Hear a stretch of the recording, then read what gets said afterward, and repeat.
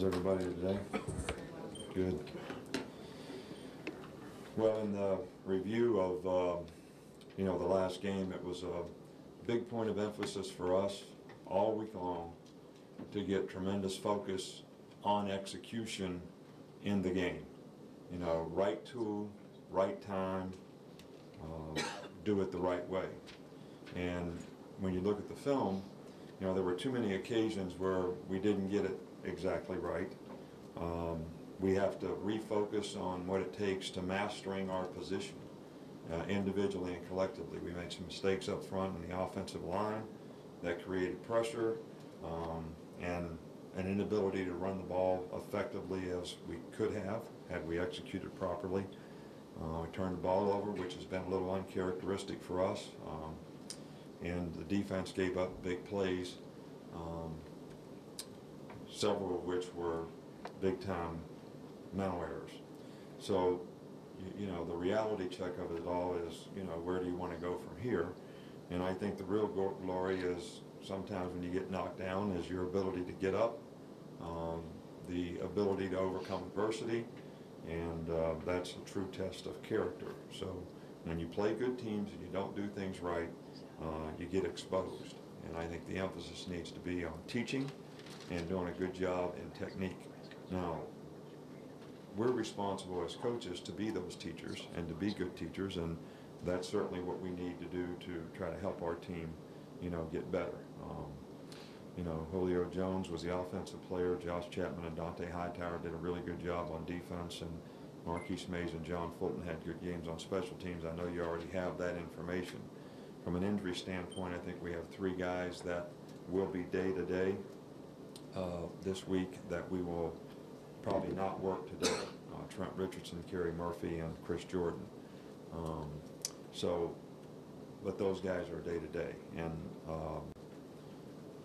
we're not sure how they'll respond through the course of the week, so I really can't comment on that. You know, Mississippi State has a very good team. Dan Mullen has done an exceptionally good job there. You all know their record. They're 7-2, and they've lost to 2 teams that are both in the top 10 in very close games. So this is a good team. They run the ball extremely well on offense. They control the ball. Their defense has played really well this year. They're athletic. They can rush up front, and they play hard, and they play with a lot of, you know, conviction all year long. So, you know, we still need to stay focused on what we need to do as a team to play better, to get better, to play with the kind of intensity that we need to play with to be able to execute what we need to do to have success. And I know that everybody's looking for some dynamic way, and you're going to ask me how you're going to do this and how you're going to do that. I'm already giving you that answer. All right, that's the answer. That's the answer to the question right there. All right, is now, you know, players have to have the right attitude about doing it. They have to respond the right way, and we have to do a good job as coaches to teach them what they need to do so that they can have some more success.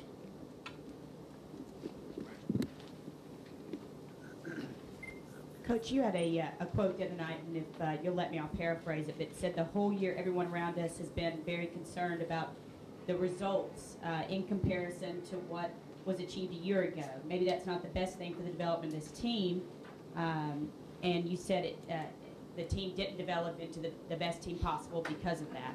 I'm wondering, do you attribute the bulk of the mistakes this season and Saturday to that, which you talked about in the quote, or you put an experience? I'm talking about a mindset, which is a process of what you need to do to improve and get better. You know, Kristen had a hard time understanding that one too. So, you know, I understand I didn't do a very good job of articulating. When your daughter questions you on what you said, you know you didn't do a very good job of articulating. Not that she doesn't question me about a lot of things sometimes, especially when it's what time she needs to get home at night. But really what I'm talking about is when you become so result-oriented, you lose the focus on the process of what it takes for you to improve and get better and play your best. And I think the whole idea is, I've always talked about becoming the best team that we can be, become the best player that you can be, develop into the best, for personal reasons, the best player you can be, and for team reasons, develop into the best player that you can be. And you're always playing to a standard. You're not just playing to win the game. And that's basically what I meant by that. And I think that because of the circumstance, we may have lost sight of that. Now, that's not the reason we haven't developed, and if we'd have won the game by 3 points, everybody would think we'd developed just fine. And we certainly had our opportunities to do it, but we didn't make the plays that we needed to make in critical times in the game.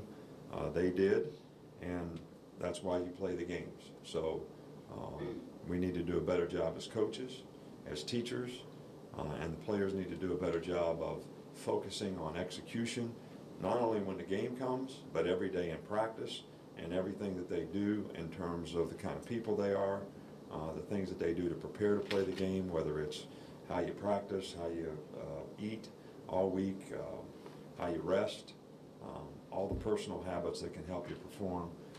All those things are important to performing. So I think I was just trying to focus on the process of what it takes to be the best that you can be, rather than just getting the result.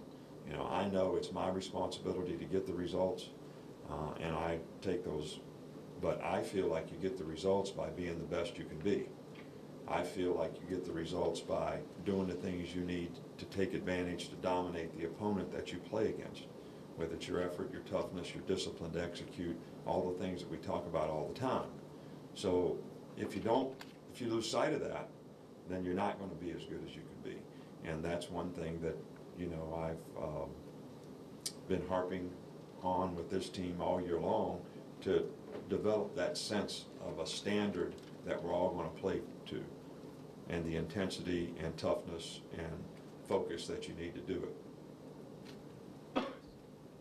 Coach, I wanted to ask you about the improvement that Mississippi State's made this season, being 5-7 a year ago, now 7-2. Does this look like the most improved team in the league to you?